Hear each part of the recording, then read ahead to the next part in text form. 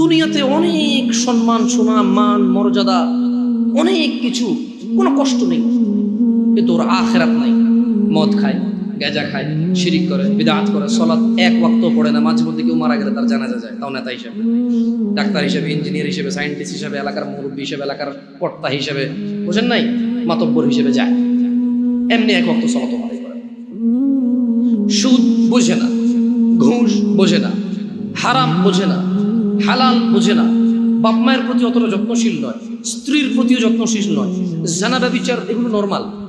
তুমি দেখবে তার মৃত্যু পর্যন্ত সে এরকম সুন্দর সুখী জীবন কাটিয়ে গেছে তার মন মতো, তার আখিরাত নাই। এগুলো একটা ক্যাটাগরি।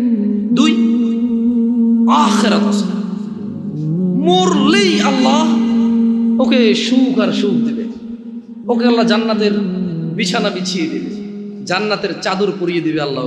মরলেই কবর থেকে জান্নাতের সুখ পাওয়া শুরু হয়ে যাবে। ও মরে গেলে আল্লাহ সুবহানাহু ওয়া তাআলা ওর আবার রূহ দিবে, ফেরেশতারা প্রশ্ন করবে, ও জিতবে। উপরের থেকে শব্দ আসবে, ফাফরিশু ফিল জান্নাহ, একে জান্নাতের বিছানা বিছিয়ে দাও, জান্নাতের চাদর একে দিয়ে দাও। সুখ আর সুখ, সুবহানাল্লাহ। কিন্তু দুনিয়া দেখবা জীর্ণ শীর্ণ অবস্থা, কেউ ইজ্জত করে না, কোন মানুষ 5 আনার দাম দেয় না, কোন মানুষ তার পরোয়া করে না। অভাব, অনটন, অসুস্থতা, দরিদ্রতা, যেদিকে যায় শুধু শুকিয়ে যায়, শুকিয়ে যায়, শুকিয়ে যায়।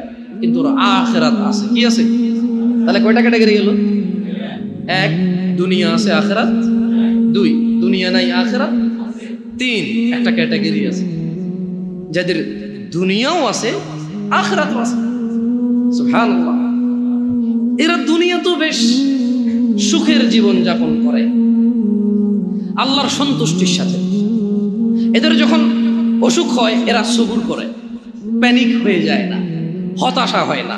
কোনো আসমানও যদি ভেঙে পড়ে এদের হৃদয়ে একটা প্রশান্তি আছে, আলহামদুলিল্লাহ, এটা ভাঙলে আমার কি এসেছে, এটা কি আমার নাই, যার আসমান সেই ভাঙছে, আমার কি। যাদের ছেলে একটা মারা গেল, একবারে যুবক, ডাক্তারি পাশ করছে, এই সরকারি চাকরি পেয়ে যেত 2 লাখ টাকা বেতনের, মরে গেছে, এবার যে আলহামদুলিল্লাহ, এটা কি আমার নাই, আমি তো খালি মানে আমার পিঠের পাঁজর থেকে 1 ফোঁটা পানি বের হয়ে জন্ম আল্লাহকে পৃথিবীতে পাঠাইছে। হ্যাঁ, আমার বৃদ্ধকালে হাতিয়ার হতে পারত। ও তো বাপ হওয়ার আগে মরে গেল, আমি তো বাপ, আলহামদুলিল্লাহ, খুশি থাকে। দুনিয়া তো মানুষ ইজ্জত করে, সম্মান করে, মানে কোন রকম দুনিয়া এবং আখিরাত কি এদের আছে। কয়টা ক্যাটাগরি হলো? সবচাইতে পরের ক্যাটাগরিটা নিয়ে এমনি আমাকে বললো, জামশেদ তুমি যে ঘটনা আমাকে শোনালে এটার সাথে এই লাস্টের ক্যাটাগরিটা মেলে, যার দুনিয়াও নাই, দুনিয়াও নাই। এরা কারা? মুসলমান, বাপের নাম আব্দুল্লাহ, বাপের নাম আব্দুর রহমান, বাপের নাম মুহাম্মদ আহমেদ, বাপের নাম ইব্রাহিম, ইসমাইল, ইসহাক, ইয়াকুব। এর দুনিয়াও নেই, আখিরাতও নেই। রাসূল সাল্লাল্লাহু আলাইহি সাল্লাম বলেছে, ধনীদের 500 বছর পূর্বে দরিদ্র জান্নাতে প্রবেশ। কত বছর পূর্বে? এই দরিদ্র জান্নাতে যাবে যে সালাত আদায় করে না, সিয়াম পালন করে না, ও সারা দিন কাজ করলে খেতেই পারে, জমি কিনতে পারে না, জায়গা কিনতে পারে না, ঘর করতে পারে না, বাড়ি করতে পারে না, কোথাও গিয়ে দাওয়াত খেয়ে 1000 টাকা দিতেও পারে না, কেউ ওকে তাই দাওয়াতও দেয় না। ও সারা দিন সিগারেট খায়, রোজা ভাঙে, হালকা কিছু সিগারেট, হালকা কটা ভাত খেয়ে বলে যে রিক্সা চালাই, বলে যে মাঠে কাজ করি। লা হাওলা ওয়ালা কুওয়াতা ইল্লা বিল্লাহ। ও তুমি মুসলমান শুনো, সিয়াম এটা ফরজ প্রত্যেক মুসলমান নারী এবং পুরুষের জন্য।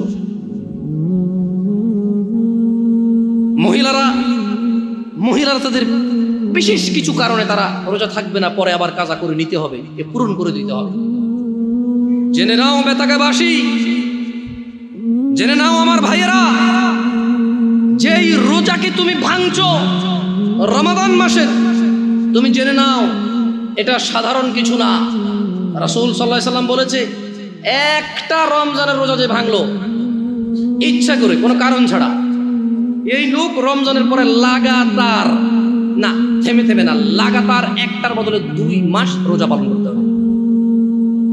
ভাবা যায় এটা কি? 4 প্রকারের মানুষ। কয় প্রকারের মানুষ? 4 প্রকারের মানুষ তুমি দেখতে পাবা। 1, যাদের দুনিয়া আছে, আখিরাত নাই। কি আছে? কি নাই? আখিরাত। দুই, আখিরাত আছে, দুনিয়া নাই। কি আছে? কি নাই? বলবো যে ধরো এক দুনিয়াতে অনেক সম্মান, সুনাম, মান, মর্যাদা, অনেক কিছু, কোনো কষ্ট নেই, কিন্তু ওর আখিরাত নাই। মদ খায়, গাঁজা খায়, শিরিক করে, বিদআত করে, সালাত এক ওয়াক্ত পড়ে না। মাঝে মধ্যে কেউ মারা গেলে তার জানাজা যায়, তাও নেতা হিসেবে, ডাক্তার হিসেবে, ইঞ্জিনিয়ার হিসেবে, সায়েন্টিস্ট হিসেবে, এলাকার মুরব্বী হিসেবে, এলাকার কর্তা হিসেবে, বুঝেন নাই, মাতব্বর হিসেবে যায়। এমনি এক ওয়াক্ত সালাত আদায় করে। সুদ বোঝে না, ঘুষ বোঝে না, হারাম বোঝে না, হালাল বোঝে না, বাপ মায়ের প্রতি অতটা যত্নশীল নয়, স্ত্রীর প্রতিও যত্নশীল নয়, জানা ব্যভিচার এগুলো নর্মাল। তুমি দেখবে তার মৃত্যু পর্যন্ত সে এরকম সুন্দর সুখী জীবন কাটিয়ে গেছে তার মন মতো, তার আখিরাত নাই। এগুলো একটা ক্যাটাগরি। দুই, আখিরাত আছে, মরলেই আল্লাহ ওকে সুখ আর সুখ দেবে, ওকে আল্লাহ জান্নাতের বিছানা বিছিয়ে দেবে, জান্নাতের চাদর পরিয়ে দিবে আল্লাহ। মরলেই কবর থেকে জান্নাতের সুখ পাওয়া শুরু হয়ে যাবে। ও মরে গেলে আল্লাহ সুবহানাহু ওয়া তাআলা ওর আবার রূহ দিবে, ফেরেশতারা প্রশ্ন করবে, ও জিতবে। উপরের থেকে শব্দ আসবে, ফাফরিশু ফিল জান্নাহ, একে জান্নাতের বিছানা বিছিয়ে দাও, জান্নাতের চাদর একে দিয়ে দাও। সুখ আর সুখ, সুবহানাল্লাহ। কিন্তু দুনিয়া দেখবা জীর্ণ শীর্ণ অবস্থা, কেউ ইজ্জত করে না, কোন মানুষ 5 আনার দাম দেয় না, কোন মানুষ তার পরোয়া করে না। অভাব, অনটন, অসুস্থতা, দরিদ্রতা, যেদিকে যায় শুধু শুকিয়ে যায়, শুকিয়ে যায়, শুকিয়ে যায়। কিন্তু ওর আখিরাত আছে। কি আছে? তাহলে কয়টা ক্যাটাগরি গেল? এক, দুনিয়া আছে, আখিরাত। দুই, দুনিয়া নাই, আখিরাত। তিন, একটা ক্যাটাগরি আছে যাদের দুনিয়াও আছে, আখিরাতও আছে। সুবহানাল্লাহ। এরা দুনিয়া তো বেশ সুখের জীবন যাপন করে আল্লাহর সন্তুষ্টির সাথে। এদের যখন অসুখ হয় এরা সবুর করে, প্যানিক হয়ে যায় না, হতাশা হয় না। কোনো আসমানও যদি ভেঙে পড়ে এদের হৃদয়ে একটা প্রশান্তি আছে, আলহামদুলিল্লাহ, এটা ভাঙলে আমার কি এসেছে, এটা কি আমার নাই, যার আসমান সেই ভাঙছে, আমার কি। যাদের ছেলে একটা মারা গেল, একবারে যুবক, ডাক্তারি পাশ করছে, এই সরকারি চাকরি পেয়ে যেত 2 লাখ টাকা বেতনের, মরে গেছে, এবার যে আলহামদুলিল্লাহ, এটা কি আমার নাই, আমি তো খালি মানে আমার পিঠের পাঁজর থেকে 1 ফোঁটা পানি বের হয়ে জন্ম আল্লাহকে পৃথিবীতে পাঠাইছে। হ্যাঁ, আমার বৃদ্ধকালে হাতিয়ার হতে পারত, ও তো বাপ হওয়ার আগে মরে গেল, আমি তো বাপ, আলহামদুলিল্লাহ, খুশি থাকে। দুনিয়া তো মানুষ ইজ্জত করে, সম্মান করে, মানে কোন রকম দুনিয়া এবং আখিরাত কি এদের আছে। কয়টা ক্যাটাগরি হলো? সবচাইতে পরের ক্যাটাগরিটা নিয়ে এমনি আমাকে বললো, জামশেদ তুমি যে ঘটনা আমাকে শোনালে এটার সাথে এই লাস্টের ক্যাটাগরিটা মেলে, যার দুনিয়াও নাই, দুনিয়াও নাই। এরা কারা? মুসলমান, বাপের নাম আব্দুল্লাহ, বাপের নাম আব্দুর রহমান, বাপের নাম মুহাম্মদ আহমেদ, বাপের নাম ইব্রাহিম, ইসমাইল, ইসহাক, ইয়াকুব। এর দুনিয়াও নাই, আখিরাতও নাই। রাসূল সাল্লাল্লাহু আলাইহি সাল্লাম বলেছে, ধনীদের 500 বছর পূর্বে দরিদ্র জান্নাতে প্রবেশ।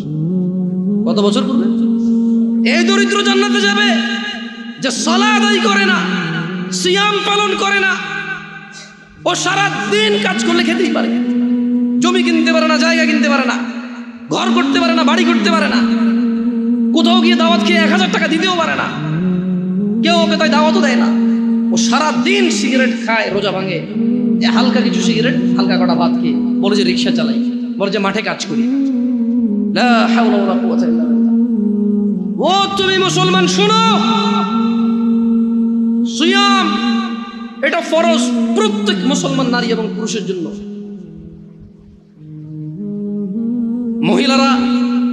মহিলারা তাদের বিশেষ কিছু কারণে তারা রোজা থাকবে না, পরে আবার কাজা করে নিতে হবে, পূরণ করে দিতে হবে। জেনে নাও বেতাকাবাসী, জেনে নাও আমার ভাইয়েরা, যেই রোজাকে তুমি ভাঙছো রমাদান মাসের, তুমি জেনে নাও এটা সাধারণ কিছু না।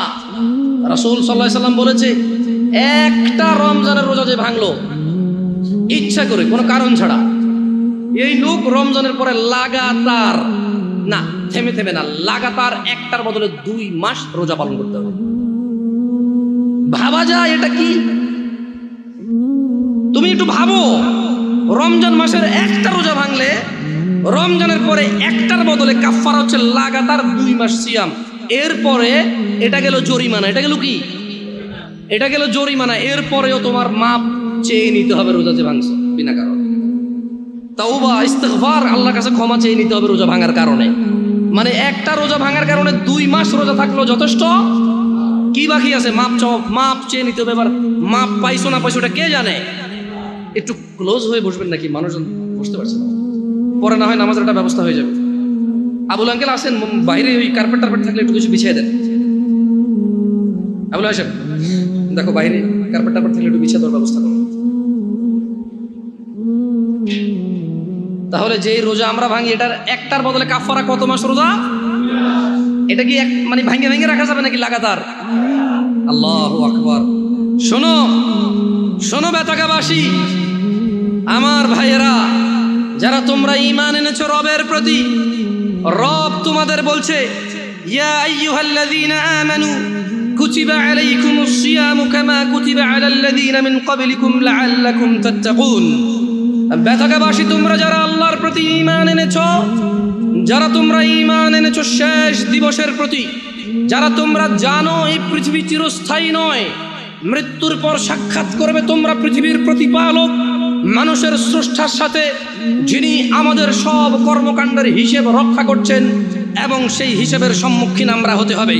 তিনি বলছেন, হে তোমরা যারা ঈমান এনেছো, কুতিবা আলাইকুমুস সিয়াম, তোমাদের উপর রোজাকে ফরজ করা হয়েছে, তোমাদের উপর রোজাকে অনিবার্য করা হয়েছে, তোমাদের উপর রোজাকে করতেই হবে বলে করা হয়েছে। কেউ এটা থেকে পার পাবে না।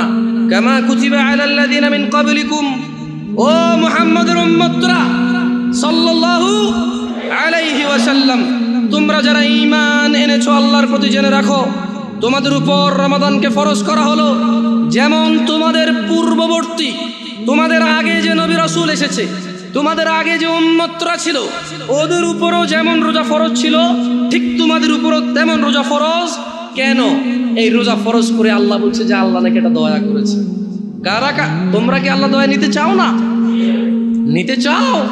তবে শোনো, তোমাদের রব বলছে কামা কুতিবা আলাল্লাযীনা মিন ক্বাবলিকুম, যেমনটা রোজা ফরজ ছিল তোমাদের পূর্ববর্তীদের উপরে, তো রোজা থাকলে কি হবে? লাআল্লাকুম তাত্তাকুন। আল্লাহ বলছে এই রোজাকে আমি তোমাদের জন্য বাধ্য করেছি, তোমরা এটাকে থেকে দেখো, তোমরা এটা পালন করে দেখো, একটা মাস তোমরা রোজা রেখে দেখো, দেখো তোমাদের আল্লাহ ভীরুতা বাড়বে, দেখবে তোমাদের আল্লাহর সাথে সম্পর্ক ভালো হবে, দেখবে তোমাদের আল্লাহর সাথে পরিচয় হবে, দেখবে তোমাদের আল্লাহর পরিচিতি বাড়বে, দেখবে তোমাদের আল্লাহর প্রতি সন্তুষ্টি বাড়বে, দেখবে তোমাদের পৃথিবীর মূল্য তোমরা বুঝবে, দেখবে তোমরা পৃথিবী থেকে বিদায় নেওয়ার পরে কোথায় তোমরা যাবে তার মূল্যায়ন তোমরা করতে পারবে। একটা মাস রোজা রেখে দেখো। আল্লাহ বলছে যে ও ঈমান আনছো তো শোনো, এই রোজাটা 1 মাস তোমার উপরে ফরজ এই জন্য করিনি যে তোমার কষ্ট হবে, এই জন্য করেছি যাতে তুমি তাকওয়াবান হতে পারো, যাতে তুমি আল্লাহ ভীরু হতে পারো। যেমন একজন ড্রাইভার ড্রাইভিং শিখায় কি মানুষকে অ্যাক্সিডেন্ট করার জন্য নাকি সুন্দর করে ড্রাইভ করার জন্য? একজন শিক্ষক বই শিখায় কি পড়ালেখা লেখে শিক্ষিত সুশিক্ষিত হওয়ার জন্য নাকি জঙ্গলি মূর্খ গাধাগর্দ হওয়ার জন্য? আল্লাহ বলছে, আমি আমার খুতবার শুরুতে 3টা আয়াত পড়েছিলাম, ইয়া আইয়ুহাল্লাযীনা আমানুত্তাকুল্লাহ, হে তোমরা যারা ঈমান এনেছো আল্লাহকে ভয় করো, হাক্কা তুকাতি, যেভাবে ভয় করা উচিত। তারপর আমি আরেকটা আয়াত পড়েছিলাম, ইয়া আইয়ুহান নাসুত্তাকু রাব্বাকুম, হে মানুষরা তোমরা তোমাদের রবকে ভয় করো। এরপর আমি আরেকটা আয়াত পড়েছিলাম, ইয়া আইয়ুহাল্লাযীনা আমানু, হে তোমরা যারা ঈমান এনেছো ইত্তাকুল্লাহ ওয়া কুলু কওলান সাদীদা, তোমরা আল্লাহকে ভয় করো এবং সত্য কথা বলো। বেতাকাবাসী, তোমার মনে কি প্রশ্ন জাগে না? জামিয়া আল আকসার আজকের মসজিদের সম্মানিত মুসল্লিরা, আপনাদের মনে কি প্রশ্ন জাগে না? আল্লাহ বারবার বলছে ভয় করো রবকে যেভাবে ভয় করা উচিত। হে মানুষ, তোমরা তোমাদের রবকে ভয় করো, যিনি তোমাদেরকে সৃষ্টি করেছেন একজন মানুষ থেকে, তারপর বিভক্ত করেছেন নর এবং নারীতে। আপনাদের মনে কি প্রশ্ন জাগে না? আল্লাহ বলছে যে হে মানুষ, তোমরা যারা ঈমান আনছো তোমরা আল্লাহকে ভয় করো এবং সত্য কথা বলো। কিভাবে আল্লাহকে ভয় করব? প্রশ্ন জাগে কিনা? এই সূরা বাকারার 183 নম্বর আয়াত আল্লাহ বলছে যে কুতিবা আলাইকুমুস সিয়াম কামা কুতিবা আলাল লাযিনা মিন ক্বাবলিকুম লাআল্লাকুম তাত্তাকুন, তোমাদের উপরে রোজাকে ফরজ করেছি যেমনটা তোমাদের পূর্ববর্তীদের উপরে ফরজ ছিল, যাতে তোমরা আল্লাহকে ভয় করতে পারো। তাহলে আল্লাহ বারবার বলছে আল্লাহকে ভয় করো, আল্লাহকে ভয় করো, আল্লাহকে ভয় করো। আল্লাহকে যে ভয় করছি এর প্রমাণ কি? এটা অনেকগুলো আমালের মাধ্যমে প্রমাণ করতে হবে যে আমরা আল্লাহকে ভয় করি, কিন্তু খুবই ইম্পর্টেন্ট যেটা আল্লাহ সুবহানাহু ওয়া তাআলা উল্লেখ করেছে, একেবারে সরাসরি কথা বলেছে যে কামা কুতিবা আলাইকুমুস সিয়াম লাআল্লাকুম তাত্তাকুন, তোমাদের উপরেও রোজাকে ফরজ করা হয়েছে যাতে তোমরা আল্লাহকে ভয় করতে শিখো। তোমরা কি আল্লাহকে ভয় করতে শিখবা? সামনে রমাদান মাস আসতেছে, তোমরা তোমাদেরকে প্রস্তুত করো। আমি যারা ভ্যান চালায়, রিক্সা চালায়, অথবা খেটে খাওয়া, দৈনিক দিনে কাজ করে দিনে খায়, সবাইকে অনুরোধ করে বলবো আপনারা রমাদান মাসের জন্য কিছু কিছু কিছু কিছু কিছু জমান।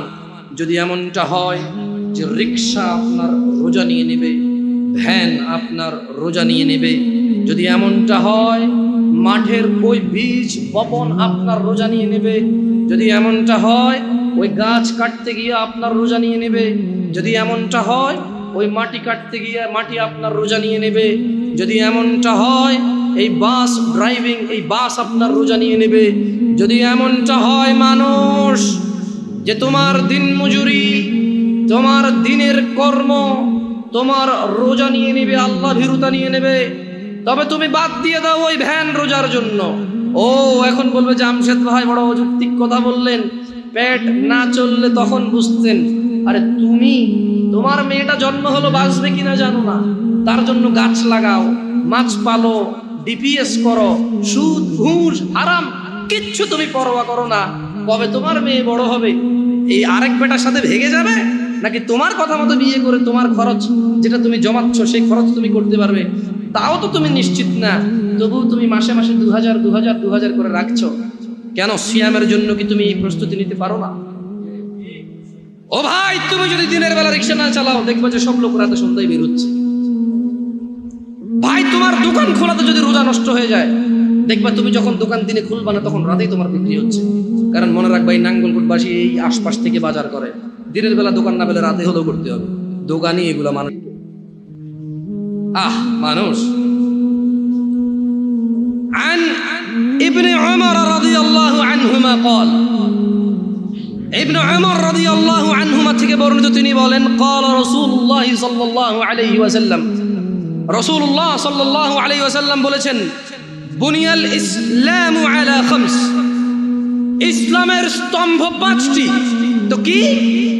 শাহাদাতি আল্লা ইলাহা ইল্লাল্লাহ ওয়া আন্না মুহাম্মাদার রাসূলুল্লাহ। এই ইসলাম, পুরো ইসলামটা এই 5টা খুঁটির উপরে আছে। এই 5টা খুঁটির উপরে আছে, এরকম 5টা খুঁটির উপরে। এই বুনিয়াল ইসলাম আলা খামস, এই 5টা স্তম্ভের উপরে ইসলাম। তোমার যত আমাল, তোমার যত সৎকর্ম, তোমার যত নেকির পুণ্য কাজ, সবকিছু এই 5টা আমালের মধ্যে আছে। এই 5টা খুঁটির মধ্যে আছে তোমার সমস্ত আমাল, ভালো অথবা মন্দ। ইসলামটাই টিকে আছে 5টা খুঁটির মধ্যে। বুনিয়াল ইসলাম আলা খামস, 5টা স্তম্ভের মধ্যে ইসলামটা আছে। ইসলামের স্তম্ভই হচ্ছে 5টা। তো 1 নাম্বার স্তম্ভ কি?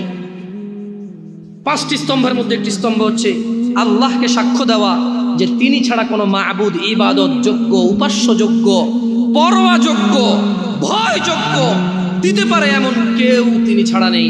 তিনি ওয়াহাব, তিনি রহমান রহিম, ওয়াদুদ, গফুর, করিম, তিনি সত্তার, জব্বার, তিনি কাহার, তিনি বিচার দিবসের মালিক, তিনি পৃথিবীর মালিক, তিনি আসমান ও জমিনের মালিক।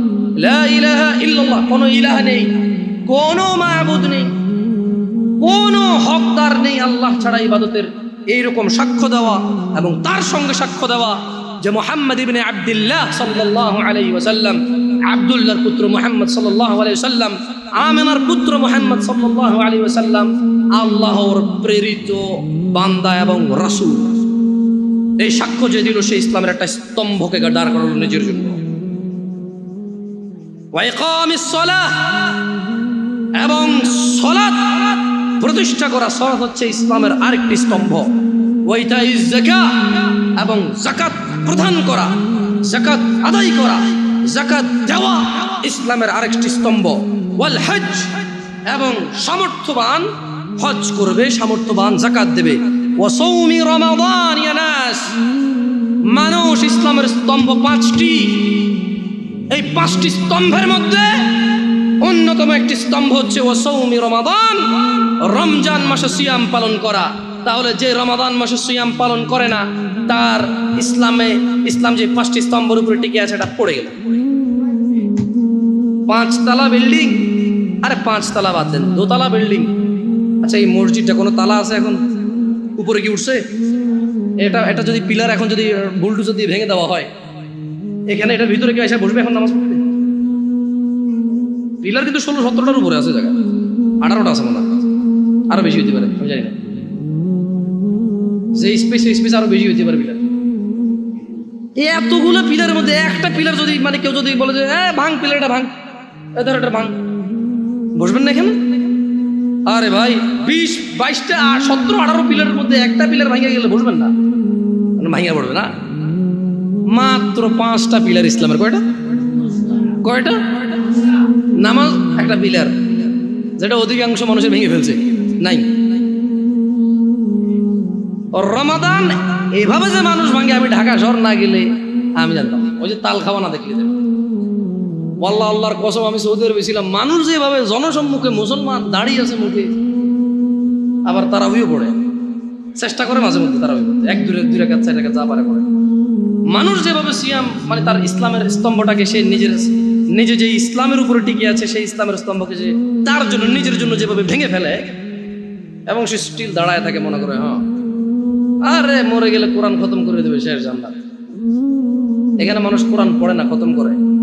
শোনো বেতাগা জামে আল আকসার মুসল্লিরা, যারা তোমরা আজকে দূর দূরান্ত থেকে এসেছো, তোমরা জেনে রাখো, আন জাবির রাদিয়াল্লাহু আনহু, জাবির রাদিয়াল্লাহু আনহু থেকে বর্ণিত, তিনি বলেন, আন্না রাজুলান সাআলা রাসূলুল্লাহ সাল্লাল্লাহু আলাইহি ওয়াসাল্লাম ফাকাল, একজন ব্যক্তি রাসূল সাল্লাল্লাহু আলাইহি ওয়াসাল্লামের কাছে জিজ্ঞাসা করে বলল, আরাআইতা ইযা সাল্লাইতু আস-সালাওয়াতিল মাকতুবাত ওয়া সামতু রমাদান, বলল যে আমি যদি শুধু ফরজ নামাজ পড়ি। একজন লোক রাসূল সাল্লাল্লাহু আলাইহি ওয়াসাল্লামের কাছে এসে বলল যে ইয়া রাসূলুল্লাহ, আমি যদি শুধু ফরজ নামাজ, ওই যে খুঁটি, ফরজ নামাজ হচ্ছে কি স্তম্ভ, ফরজ নামাজ কি?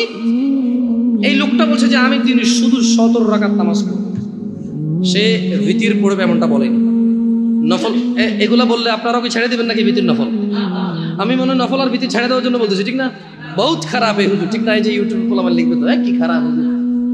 আমি ভাই হ্যালো, এটা বেনামাজিদেরকে বলতেছি, যারা নামাজ পড়ে না, তাদের নামাজটা তাদেরকে পরিচয় করাই দিচ্ছি।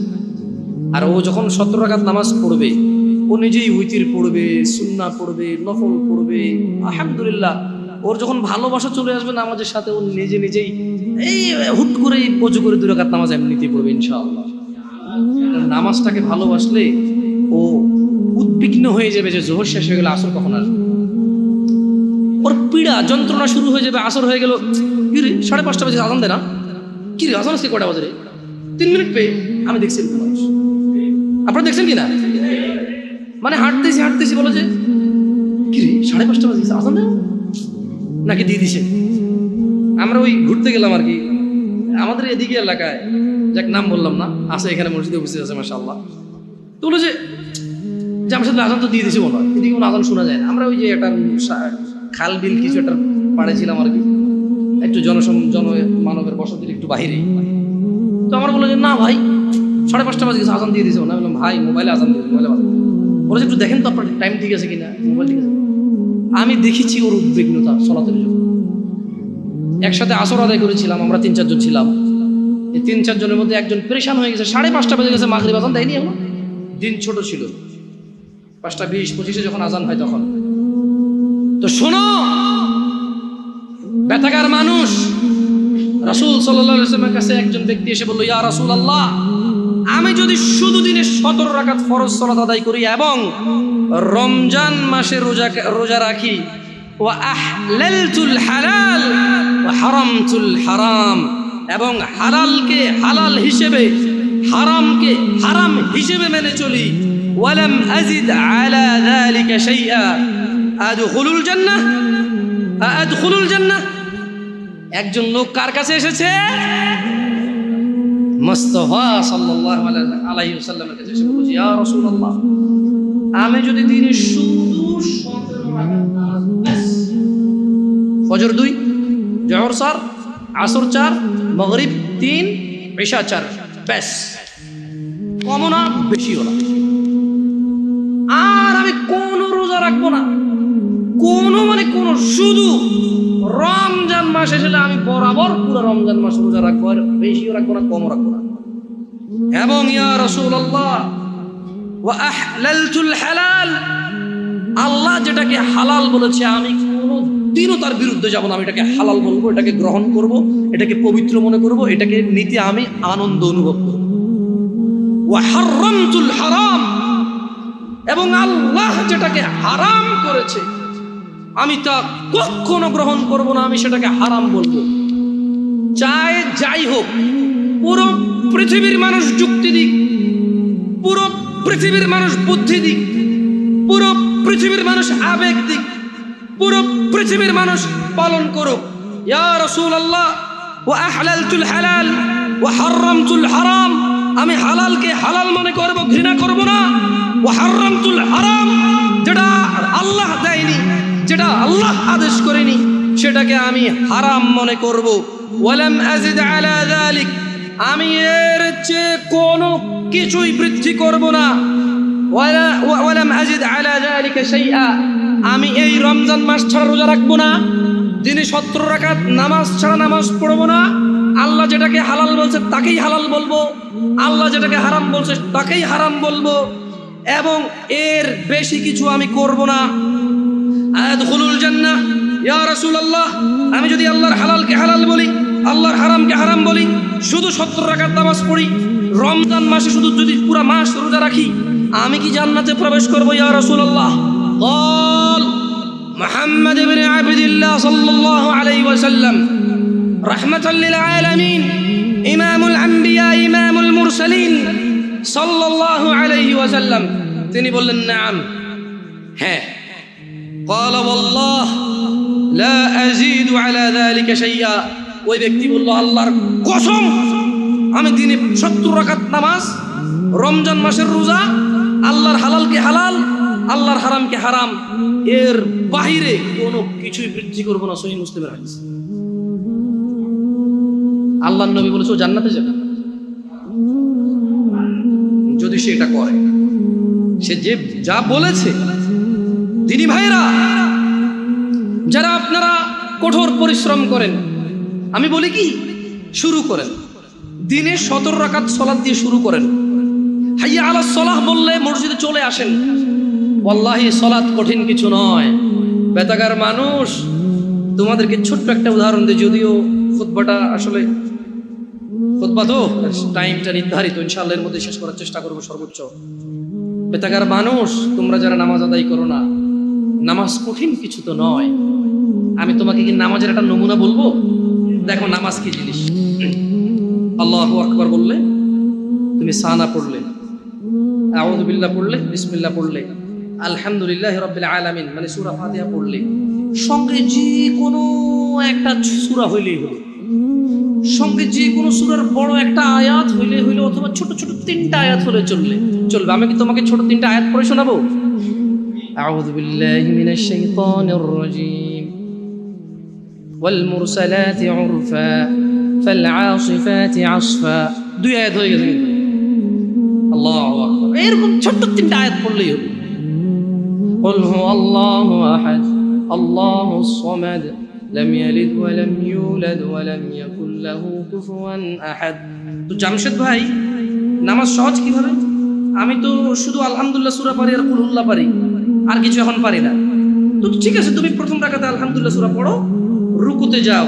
আচ্ছা, প্রথম রাকাতের রুকুতে সুবহান রাব্বিয়াল আযীম, সুবহান রাব্বিয়াল আযীম, সুবহান রাব্বিয়াল আযীম। দ্বিতীয় রাকাতের রুকুতে কি অন্য কিছু? সেম। আসলে কি প্রথম রাকাতে যেটা পড়ছি ওটাই, যদি 3 নম্বর রাকাত হয় তাইলে আল্লাহ, 3 নাম্বার রাকাতেও রুকুতে সেম, ভিন্ন কিছু না? তো খুব কঠিন কিছু মনে হচ্ছে না, ঠিক না? একটা মুখস্থ করতে পারলেই হলো।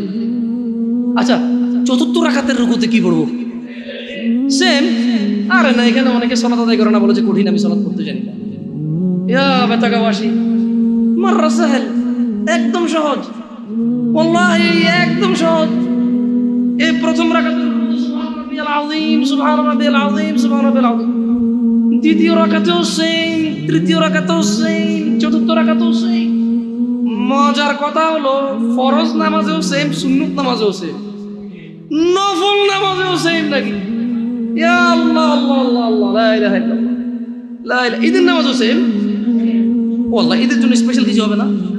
এই সুবহান রাব্বিল আযীম, নফল, সুন্নত, ফরজ, একবারে যত নামাজে মানুষ রুকুতে যায় সেম এটা পড়ে সুবহান রাব্বিল আযীম।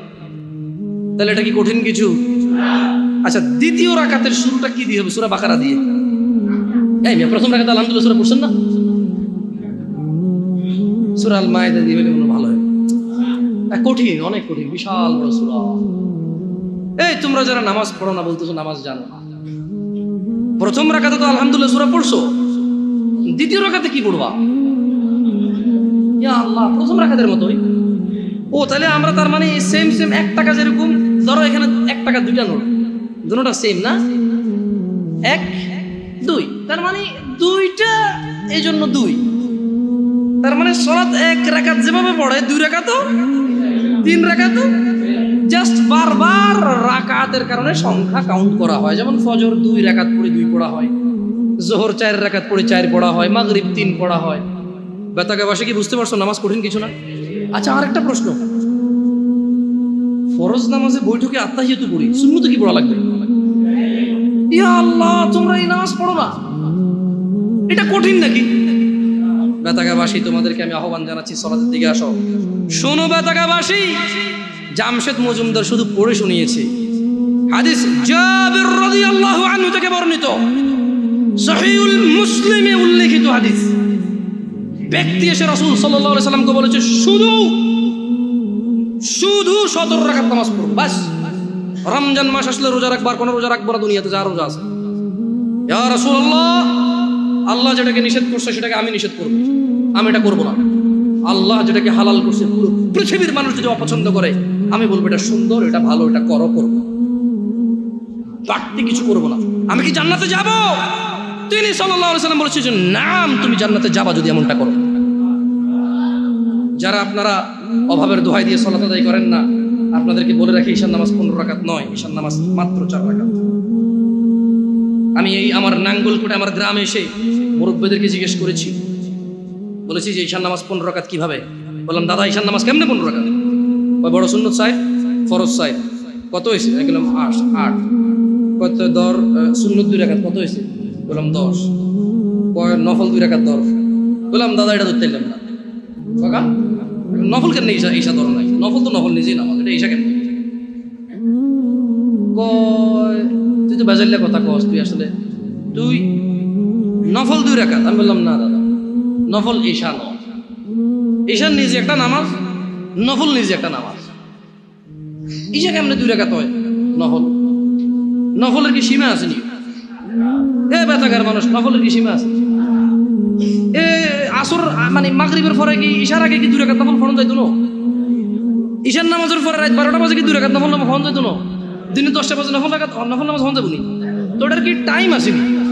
এটা নিষেধ না আছে যে মাকরু সময় হইতে হইতো না। তাই বললাম, না দাদা, আমি নফল নামাজ ধরতে চাই না 2 রাকাত ঈশা। কতই দরজা? ঠিক আছে, তর্কের খাতিরে ধরে নিলাম আমি। তারপরে কত হইলো দাদা? কয় 12। বললাম, ঠিক আছে, বাকি 3 কেমনে আমার কোন? আমাকে বললো যে ভিতর 3 রাকাত। আমি বললাম যে ভিতর তো নিজেই একটা নামাজ, একটুকে নফল করে আসে, যাক নফলে যেহেতু কোনো টাইম নাই, আপনি ঈশার মধ্যে 2 রাকাত দিচ্ছেন, ঠিক আছে। মানুষ নফল পড়লে ইনশাল্লাহ কিয়ামতে যখন সে যাবে, তার নামাজ ঘাটতে থাকলে আল্লাহ এই 2 রাকাত নফলকে তার ফরজে নিয়ে আসবে ইনশাআল্লাহ।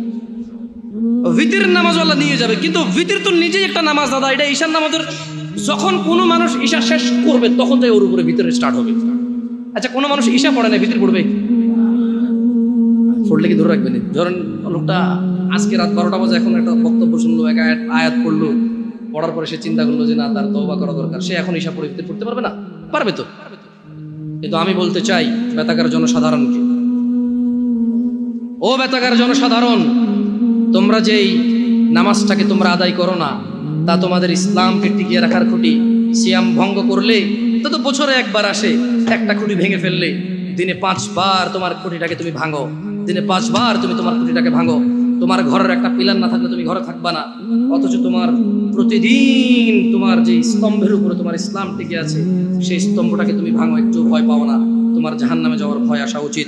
জেনে রাখো, তুমি দিনে 17 রাকাত নামাজ এবং রমজানের রোজা দিয়ে শুরু করো। রোজা রাখলে আল্লাহ তোমার তাকওয়া বৃদ্ধি করবে। সিয়াম পালন করো, তুমি রমজান মাসের রোজা ভাঙিও না। জেনে রাখো, তুমি যদি একটা রোজা ভাঙো, একটা রোজার কাফারা লাগাতার 2 মাস রোজা, লাগাতার, মধ্যখানে বিরতি দেওয়া যাবে না। লাগাতার 2 মাস রোজা থাকলে একটার বদলে কাফারা হবে। এরপরে যথেষ্ট নয় এই কাফারা, এই 2 মাস লাগাতার রোজা থাকার পরে আল্লাহর কাছে মাপ চাইতে হবে তুমি বিনা কারণে কেন রোজাটা ভাঙলে। এরপরে কিয়ামত পর্যন্ত, বিচারের মাঠ পর্যন্ত অপেক্ষা করা লাগবে এটা জানার জন্য যে তুমি যে তওবা করেছো এই তওবা আল্লাহ কবুল করেছে কিনা। কত ভয়ানক একটা ব্যাপার না? রোজা রাখবা ইনশাআল্লাহ, রোজা রাখবা ইনশাআল্লাহ। বেতাগার মানুষ, খুশি হয়ে যাও, সন্তুষ্ট হয়ে যাও রবের প্রতি, তারা যারা তোমরা রমাদান মাস পাচ্ছ। আল্লাহ আমাদের সবাইকে রমাদান পর্যন্ত পৌঁছে দিন। ইয়া আল্লাহ, রমাদান পর্যন্ত না নিয়ে আপনি মৃত্যু দিয়েন না। জানবে তুমি রমাদান কি, জানবে। আন আবি হুরায়রা রাদিয়াল্লাহু আনহু, আবু হুরায়রা রাদিয়াল্লাহু আনহু থেকে বর্ণিত, তিনি বলেন, আন্না রাসূলুল্লাহ সাল্লাল্লাহু আলাইহি ওয়াসাল্লাম قال, রাসূল সাল্লাল্লাহু আলাইহি সাল্লাম বলেছেন, ইযা জাআ রমাদান ফুতিহাত আবওয়াবুল জান্নাহ।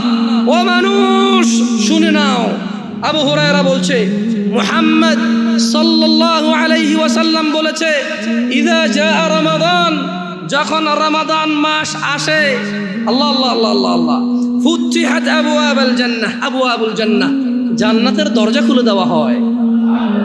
ওয়া গুল্লিকাত আবওয়াবুন নার, জাহান্নামের দরজাকে বন্ধ করে দেওয়া হয়। আলহামদুলিল্লাহ, ইয়া আল্লাহ, কি মাস এটা, ইয়া আল্লাহ, আর কি মাস, সুবহানাল্লাহ সুবহানাল্লাহ। জান্নাতের দরজা খুলে দেওয়া হয়, জাহান্নামের দরজা বন্ধ করে দেওয়া হয়। ওয়া সুফিদাতিশ শায়াতিন, এবং দুষ্ট জিনদেরকে বন্দী করে ফেলা হয়। রোজা যে ভাঙছো, শয়তানের তো দোষ দিতে পারবে না। রমজান মাসে যারা নামাজ পড়ে না তারা তো ইবলিসের দোষ দিতে পারবে না। যদিও কিয়ামতে ইবলিসের দোষ দিয়ে পার পাওয়া যাবে না রমজান মাস ছাড়াও, কিন্তু বড় আফসোস যারা রমজানের সিয়াম পালন করে না, 5 ওয়াক্ত সালাত আদায় করে না, জিনা করে, ধূমপান, মদ পান করে, গাঁজা পান করে, যারা রমাদানে জুলুম করে স্ত্রীদের প্রতি, যারা ছেলে সন্তানের প্রতি জুলুম করে, যারা গালাগালি মারামারি করো, তোমরা রমাদানে ইবলিসের তো দোষ দিতে পারবে না। তাহলে মেনে নাও, মিনাল জিন্নাতি ওয়ান নাস, শয়তান 2 রকম, একটা মানুষ শয়তান, একটা জিন শয়তান। এই রমাদান আসলে বোঝা যায় কোনটা মানুষ শয়তান। ইবলিস শয়তান তো দেখা যায় না, মানুষগুলোর দেখা যায়। আল্লাহ মাফ করুন, আল্লাহ আমি তিরস্কার করে বলছি না, দেখা যায়। আল্লাহ ক্ষমা করে হিদায়াত দান করুন আমাদেরকে। শুনে নাও, শুনে নাও বেতাকাবাসী। আন আবি হুরায়রা রাদিয়াল্লাহু আনহু ইয়াকুল, আবু হুরায়রা রাদিয়াল্লাহু আনহু থেকে বর্ণিত, তিনি বলেন, قال رسول الله صلى الله عليه وسلم قال, রাসূল সাল্লাল্লাহু আলাইহি ওয়াসাল্লাম বলেছেন, কুল্লু আমালি ইবনে আদম লাহু ইল্লা সিয়াম, যত আমল আছে বনি আদমের সব কিছু তার নিজের জন্য, ইল্লা সিয়াম, সিয়াম ব্যতীত, ফাইন্নাহু লি, কেননা সিয়াম আল্লাহর জন্য, ওয়া আনা আজজি বিহি, আল্লাহ বলছে আমি নিজে সিয়ামের প্রতিদান দান করব।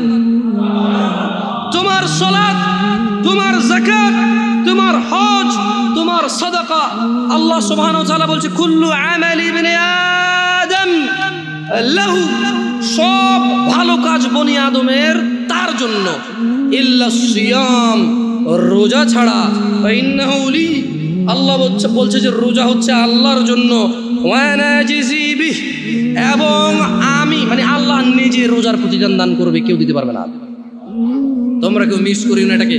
ওয়াসিয়ামুল জুন্নাহ, মনে রাখবে রোজা হচ্ছে ঢাল স্বরূপ। ওয়া ইযা কানা ইয়াউমু সাওমি আহাদিকুম ফালা ইয়ারফুস ওয়ালা ইয়াসখাব, সিয়াম পালনের দিন তোমাদের কেউ যেন অশ্লীলতায় লিপ্ত না হয় এবং ঝগড়া বিবাদ না করে। فإن سابه أحد أو قاتله فليقل إني أمرؤ صيام إني أمرؤ صيام। যদি কেউ তাকে গালি দেয়, তোমাদের মধ্যে যদি কাউকে কেউ গালি দেয় অথবা ঝগড়া করে, সে যেন বলে আমি ঝগড়াও করবো না, গালিও দিব না, আমি সিয়াম। কারণ সিয়াম কার জন্য? সব আমল কার জন্য? সব আমল কার জন্য? নিজের জন্য। সিয়াম কার জন্য? সিয়ামের প্রতিদান কে দিবে? আল্লাহ তাআলা দিবে। শোনো দিনী ভাইরা, বলার অনেক কিছু ছিল, আল্লাহ যদি চায় ইনশাআল্লাহ বলবো আস্তে ধীরে ধীরে। আশা হবে দেখা হবে, বেঁচে থাকলে, তোমরা বেঁচে থাকলে ইনশাআল্লাহ দেখা হবে। এই জামিয়া আল আকসা বেতাগাবাসীকে উদ্ধত আহ্বান জানিয়ে বলছি, জামিয়া আল আকসার সঙ্গ দিবেন। জামিয়া আল আকসা আপনাকে ধন সম্পদ টাকা পয়সা না দিতে পারলেও ইনশাআল্লাহ সহিহ কোরআন ও সুন্নাহর জ্ঞান দিবে। জামিয়া আল আকসা ইনশাআল্লাহ আপনাকে সঠিক দিক নির্দেশনা দিবে। মানলে আপনি কল্যাণকামী হবেন, না মানলে নিজের ক্ষতি নিজে করবেন। জেনে রাখবেন জামিয়া আল আকসায় 2015 সালে স্টার্ট করেছি এখানে জামিয়া আল আকসা। আলহামদুলিল্লাহ, আল্লাহ বরকত দিক এবং আল্লাহ অটল এবং আল্লাহ নিরাপত্তা দান করুন এই মসজিদ এবং মসজিদের মুসল্লিদেরকে এবং এই এলাকাবাসীকে, আমাদের সবাইকে আল্লাহ নিরাপত্তা দান করুন। জেনে রাখো বেতাগাবাসী, এই জামিয়া আল আকসা 2015 সাল পর্যন্ত তোমাদের মধ্যে কেউ এখন এরকম বলতে পারবে না যে এমন কোনো আমাল তোমাকে করতে বলেছে যা হাদিসের বিরুদ্ধে এবং কোরআনের বিরুদ্ধে। এই জামিয়া আল আকসায় এখন পর্যন্ত এমন কোনো খতিব 2015 সাল আমি আসার পর থেকে আসেনি যে তোমাকে এমন কোনো কাজ থেকে নিষেধ করেছে অথচ তা আল্লাহ অনুমোদন দিয়েছে, রাসূল অনুমোদন দিয়েছে। এমন কোনো কাজে এখন পর্যন্ত এখানে কোনো খতিব এসে তোমাকে নিষেধ করেনি। বেতাগাবাসী, তোমরা এই মসজিদের সঙ্গে থাকলে হয়তো হালুয়া রুটি পাবা না, খিচুড়ি বিরিয়ানি পাবা না, মিষ্টি জিলাপি পাবা না, তবে ইনশাআল্লাহ একটা একনিষ্ঠ দিন পাবা যা কোরআনের উপরে ভিত্তি করে, যা হাদিসের উপরে ভিত্তি করে। তোমরা এই মসজিদকে আঁকড়ে ধরো। তোমরা অবশ্যই জামিয়া আল আকসার শুক্রবারের জুমার খুতবাটা মিস করিও না। জেনে রাখবে জামিয়া আল আকসা কোনো কিস্সা কাহিনী বলে না। জামিয়া আল আকসা এই বেতাগা নাঙ্গলকোট পৌরসভা 1 নম্বরের এই মসজিদ 2015 সালের পর থেকে এখন পর্যন্ত মানুষকে কিস্সা কাহিনী বলে খুতবা শোনায়নি। চেষ্টা করেছে যত খতিব এসেছে এখানে কোরআনের আয়াত বলে হাদিস পড়ে তার বঙ্গ অনুবাদ সমসাময়িক বাস্তবিক 2-1টা উদাহরণ দিয়ে ব্যাখ্যা করে তোমাদেরকে বলার চেষ্টা করেছে। হ্যাঁ, এই জামিয়া আল আকসার খুতবা অধিকাংশ সময় তোমাদের ইচ্ছার বিরুদ্ধে গেছে, অধিকাংশ সময় তোমাদের মতের বিরুদ্ধে গেছে। জামিয়া আল আকসার খুতবা অধিকাংশ সময় তোমাদের জ্ঞান যা তোমরা জানতে তার বিরুদ্ধে গেছে।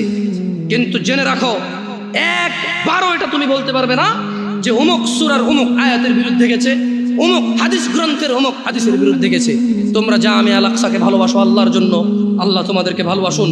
জেনে রাখো রাসূল সাল্লাল্লাহু আলাইহি ওয়াসাল্লাম বলেছে, কুল ইন কুনতুম তুহিব্বুনাল্লাহ, এদেরকে বলে দিন এরা যদি আল্লাহকে ভালোবাসে, ফাত্তাবিউনি, তাহলে যাতে মুহাম্মদ সাল্লাল্লাহু আলাইহি সাল্লামকে এরা যাতে ভালোবাসে, ইউহিব্বুকুমুল্লাহ, যারা মুহাম্মদ সাল্লাল্লাহু আলাইহি সাল্লামের অনুসরণ করবে আল্লাহ তাদেরকে নিজেই ভালোবাসবে।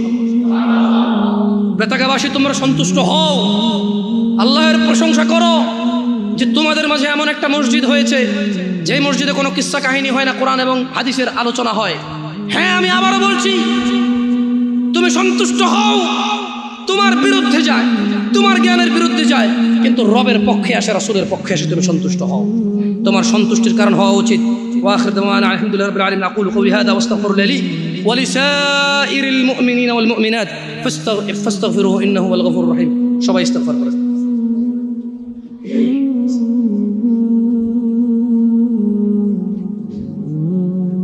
আলহামদুলিল্লাহ ওয়াসসালাতু ওয়াসসালামু আলা রাসূলিল্লাহ ওয়া বা'দ। দিনী ভাইরা, রমাদান মাস সামনেই আসতেছে। নিজ ইচ্ছায় মহিলা হতে পারে না। আল্লাহ যাকে যেভাবে ইচ্ছা পাঠায়, ঠিক একইভাবে আল্লাহ কাউকে ধনী করে, কাউকে দরিদ্র করে। এই ধনী এবং দরিদ্রতা মানুষের আখিরাতের স্ট্যাটাস বর্ণনা করবে না। মানুষের আখিরাতমুখী হওয়ার জন্য এগুলো কোনো বাধা এবং কোনো স্পেশাল কিছু না। আপনি আপনার অবস্থান নিয়ে সন্তুষ্ট থাকেন। যারা আপনারা দরিদ্রতায় আছেন, কষ্ট করে খেতে হয়, আপনারা আল্লাহর সন্তুষ্টিতে থাকেন। রাসূল সাল্লাল্লাহু আলাইহি সাল্লাম আপনাদেরকে ধনীদের 500 বছর পূর্বে জান্নাতে যাওয়ার কথা বলেছেন। এটা আপনাদের জন্য যথেষ্ট হওয়া উচিত। আপনারা আপনাদের দুনিয়া এবং আখিরাত হারায়েন না। এত কষ্ট করে চলতে হয় দুনিয়ায়, এত কষ্ট করে চলতে হয় দুনিয়ায়। আখিরাতের সুখটাকে হারায়েন নাই কষ্টের মধ্যে। মনে রাখবেন, কিয়ামত দিবসে সর্বনিম্ন যাকে আযাব দেওয়া হবে তার পায়ের নিচে একটা কয়লা রাখা হবে জাহান্নামের, একটা ছোট্ট একটা কয়লার টুকরা, ছোট্ট একটা কয়লার টুকরা। তার মাথার মস্তিষ্ক টকবক টকবক টকবক করবে। এটা সর্বনিম্ন শাস্তি তার হবে। এই পৃথিবীতে আপনি এত কষ্ট নেই, আমি এত কষ্ট নেই। মনে রাখবেন, এই পৃথিবীর সবচেয়ে সুস্থ মানুষটাও মরে। আপনি অসুস্থ হলে আল্লাহর প্রতি অসন্তুষ্ট হইন না। মনে রাখবেন, এই পৃথিবীর সবচেয়ে ধনী মানুষের 60, 70, 80 বছরই বাঁচে। আপনিও 60, 70, 80 বছরই বাঁচতেছেন। আপনার দরিদ্রতা আপনার জীবনকে কমায় না, ওর ধন্যাঢ্য, ওর সম্পদশীলতা ওর জীবনকে বাড়ায় না। সন্তুষ্ট হয়ে যান রবের প্রতি। আর আমি আবারও বেতাগাবাসীকে বলি, নিসফে শাবান, যেটাকে আপনারা সবে বরাত বলেন, এখন থেকে 10 বছর পূর্বে এই এলাকায়, আমি পুরো বাংলাদেশের কথা জানি না, এটা নাঙ্গলকোট, কুমিল্লা, আমি এই এলাকার ছেলে, এই এলাকার আমল আমি চিনি। এখন থেকে 12-15 বছর পূর্বে এখানে মানুষকে বাদের বিচি খাওয়ানো হইতো, পুকুরে গোসল করানো হতো আসরের পরে। এই উদ্দেশ্যে বাদের বিচি খেলে ও সাঁতার কাটতে জানবে, ও আর ডুববে না পানিতে।